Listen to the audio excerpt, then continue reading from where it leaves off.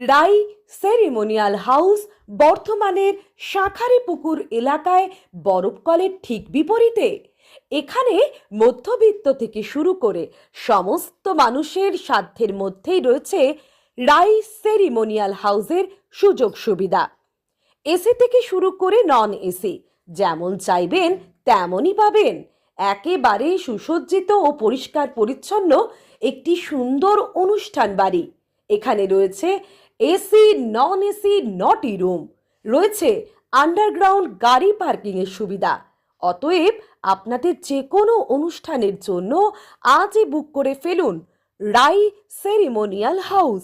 মনে রাখবেন, রাই ceremonial house বর্ধমানের শাঁখারীপুকুর এলাকায় বরফকলের ঠিক বিপরীতে। আপনারা জানেন 1999 সালে এটা আন্তর্জাতিক মাতৃ দিবস হিসেবে ইউনেস্কো স্বীকৃতি পেয়েছে। আপনারা জানেন এই দিনটা 21শে ফেব্রুয়ারি গুরুত্ব।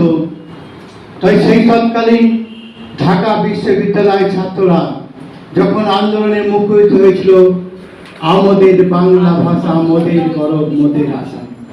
এই ভাষা প্রত্যেকটি জাতি তার নিজের মাতৃভাষাকে গর্ববোধ করে। আমরা গর্ববোধ করি যে আমার মাতৃভাষা ভারতবর্ষে সারা পৃথিবীর তৃতীয় সবচেয়ে বেশি ভাষা হচ্ছে, তার স্থান হচ্ছে তৃতীয়। আমরা গর্ববোধ করি যে প্রায় ভারতবর্ষ নয়, সারা পৃথিবীর কোটি কোটি মানুষ এই ভাষায় কথা বলে। আমরা এই বাংলা ভাষায় পেয়েছি রবীন্দ্রনাথ থেকে আরম্ভ করে কাজী নজরুল ইসলাম, বিদ্যাসাগর, রাজা রামমোহন রায়, কত নম্বর সুকান্ত থেকে আরম্ভ করে নতুন প্রজন্মে আরো অনেকেই তারা এখানে বরেণ্য বাংলাকে তারা বরেণ্য করেছে। স্বামী বিবেকানন্দ, তারও মাতৃভাষা বাংলা। আমরা স্বামী বিবেকানন্দ, তারও মাতৃভাষা বাংলা। সেই বাংলা ভাষাকে আমরা বরণ করে সেই শ্রদ্ধা জানাবার জন্য সেই সময় বাংলাদেশ সরকার উর্দুকে রাষ্ট্রভাষা করেছিল, কিন্তু বাংলা ভাষার স্বীকৃতি দানের জন্য সেই আবু বরকত সালাম জনবরে সেই আত্মবলিদান আমরা ভুলে যাই। সেই 14 জন কি কতজন তার হিসেব নেই, তারপরেও আসাম বড়া করে আপনারা জানেন বাংলা ভাষারই আন্দোলন হয়েছে। আমি আজকে সূচনা করলাম, যা এখানে অনেক শিক্ষাবিদ আছেন, তারা সেই নিয়ে বলবেন। আজকে অনুষ্ঠানে আমি সভাপতিত্ব করার জন্য আমাদের সহসভাপতি নিতাই মুখার্জির নাম প্রস্তাব করছি।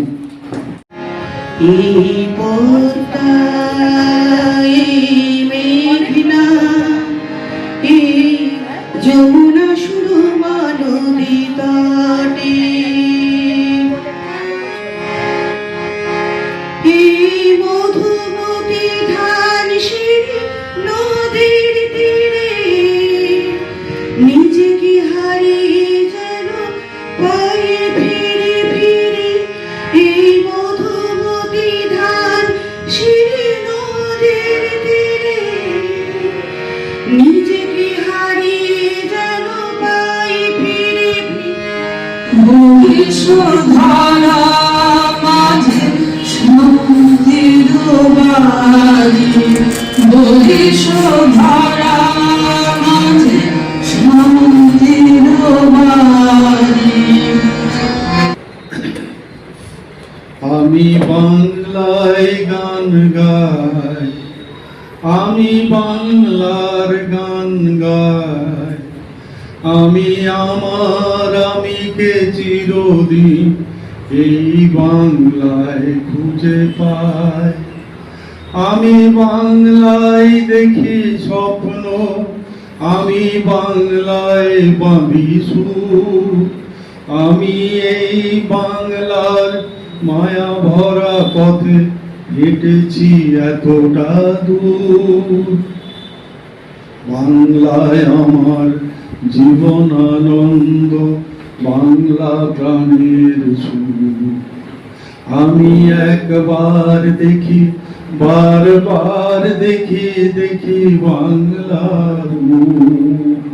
আর এই দিকটাতে 24 পরগনা জেলা, কি মজার ব্যাপার বলুন দেখি। তাহলে বেগুনটা খাবে কে? যার গাছ, যেদিকে গাছ সে খাবে, না যেদিকে ফলটি ধরেছে সে খাবে? ভাগ ব্যাপারটা, বিভাজন ব্যাপারটা, ওখানে এই মজাটার সঙ্গে কোথায় এটা যুক্ত হয়ে আছে। আমাদের বাংলা অনেক আগেই ভাগ হতো, বাংলা অনেক আগে টুকরো টুকরো হয়ে যেত, কিন্তু হতে পারেনি। কারণ বাংলা ভাগ হওয়ার পরিকল্পনায় অত্যন্ত নিখুঁতভাবে গ্রহণ করেছিলেন কার্জন, ফ্রেজার, ফুলার, এবং তার কিছুদিন পর হচ্ছে রিসলে। হ্যাঁ, তারপরে আরো পরে আসবে র্যাটক্লিফ, তখন র্যাটক্লিফ লাইন টানতে আরম্ভ করবে। এই যে ব্যাপারটা হলো, এরা ঠিক করে নিলেন বাংলাকে ভাগ করতে হবে, তাহলে শাসন করাটা সহজ হবে। যত ডিভিশন হয়, বিভাজন যত হয়, তত বেশ চালানোটা খুব সহজ হয়। এখানে এতজন মানুষ আছেন, কয়েকজনের সঙ্গে যদি কয়েকজন ঝগড়া লাগিয়ে দেওয়া যায়, ব্যাপারটা খুব মনোরম হতে পারে। কিন্তু সেটা সবার পক্ষে তো হয় না, সবাই তো বুঝতে পারেন অনেকে। যেমন 1905 সালে সেটা বুঝতে পেরেছিলেন রবীন্দ্রনাথ ঠাকুর। এবং আমি একটি নাম এত জোরের সঙ্গে বলছি, তার অনেকগুলো কারণ আছে, এত কারণে আমি যাব না। রবীন্দ্রনাথ ঠাকুর বুঝতে পেরেছিলেন। তার আগে কিন্তু আরেকজন খুব ভালো করে বুঝেছিলেন, তার নাম সরলা দেবী চৌধুরানী, রবীন্দ্রনাথের ভাগ্নি, স্বর্ণকুমারী দেবীর কন্যা। তিনি বললেন, আমি একটা উৎসব করব বাঙালি জাতকে জাগ্রত করার জন্য, তার নাম প্রতাপাদিত্য উৎসব। রবীন্দ্রনাথ বাধা দিলেন, বলে প্রতাপাদিত্য কিন্তু অনেকখানি হিন্দুত্বকে তুলে ধরেছে, এটা করতে গেলে কিন্তু যে বন্ধুরা এগিয়ে এসেছেন, যেমন আবিদ আলী এমনি করে এগিয়ে এসেছেন, এরা কিন্তু এই আন্দোলনে যোগ দেবেন না। ফলে প্রতাপাদিত্য করতে যেও না, প্রতাপাদিত্য করা বন্ধ হলো। কিন্তু সরলা দেবী থেমে যাওয়ার মানুষ ছিলেন না। এরপরে সরলা দেবী আবার একটা উৎসবে হাত দিলেন, তার নাম শিবাজি উৎসব। তখন রবীন্দ্রনাথ আবার বাধা দিলেন, দেখো শিবাজি হিন্দুত্বের বীর হিসেবে তিনি মানে গৃহীত হয়েছেন, তার সঙ্গে সংগ্রাম বা সংঘাত ঔরঙ্গজেবের, এটাও এই মুহূর্তে বাংলা যা চাইছে তার সঙ্গে মিলছে না, অতএব পিছিয়ে এসো, প্রতাপাদিত্য উৎসব করতে যেও না। যেমন বললাম তেমনি তুমি শিবাজি উৎসব করতে যেও না। যদি উৎসব করতে হয় তাহলে সেই যখন হুমায়ুনের হাতে রাজপুতানার রানী রাখি বেঁধে দিয়ে বলেছিলেন, রাখি ভাই এইটাকে আমরা ফিরিয়ে আনি, তাহলে প্রকৃত ঐক্য সম্ভব, প্রকৃত মিলনটা সম্ভব। তো যাই হোক, সেইভাবে বাংলা ভাগটা রদ করা গেল। আর বিশদ বিবরণী এটা বলছি না, এবং বারবার বলছি, রবীন্দ্রনাথ মতো মানুষ যদি থাকছেন 47-এ দেশ ভাগ হতো না। বাংলার মাটি, বাংলার জল, বাংলার বায়ু, বাংলার ফল, পূর্ণ হোক, পূর্ণ হোক, পূর্ণ হোক হে ভগবান। বাংলার ঘরে, বাংলার হাট, বাংলার বন, বাংলার মাঠ, পূর্ণ হোক, পূর্ণ হোক, পূর্ণ হোক হে ভগবান। বাংলার মাটি, বাংলার জল, বাংলার বায়ু, বাংলার ফল, পূর্ণ হোক, পূর্ণ হোক, পূর্ণ হোক হে ভগবান। আজকে আমরা চলে এসেছি রাজলক্ষ্মী কনস্ট্রাকশনের নিউ প্রজেক্ট রাজ ইনক্লেভসে। এটি অলমোস্ট 52 কাঠা এরিয়া নিয়ে তৈরি হচ্ছে। এটির দুটি ব্লক, ব্লক এ তে রয়েছে 12 ফ্লোর আর ব্লক বি তে রয়েছে 4 ফ্লোর। এখানে আপনারা পেয়ে যাচ্ছেন বাজেট অনুযায়ী 1 BHK, 2 BHK and 3 BHK flat.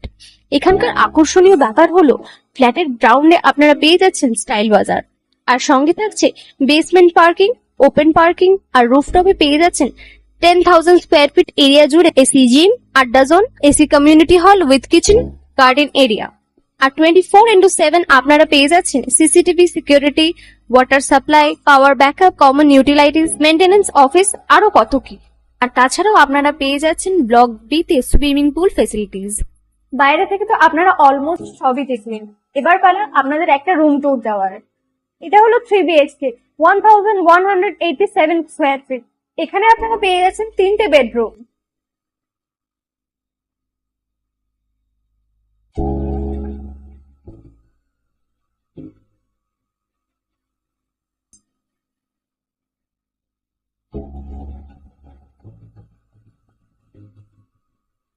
তাছাড়াও আপনারা পাচ্ছেন ডাইনিং এরিয়া, সাথে একটা কিচেন, দুটো বাথরুম, সঙ্গে সাউথ ফেসিং ওপেন ব্যালকনি। হ্যাঁ, ঠিক এইরকমই হবে আপনাদের স্বপ্নের রুমটা।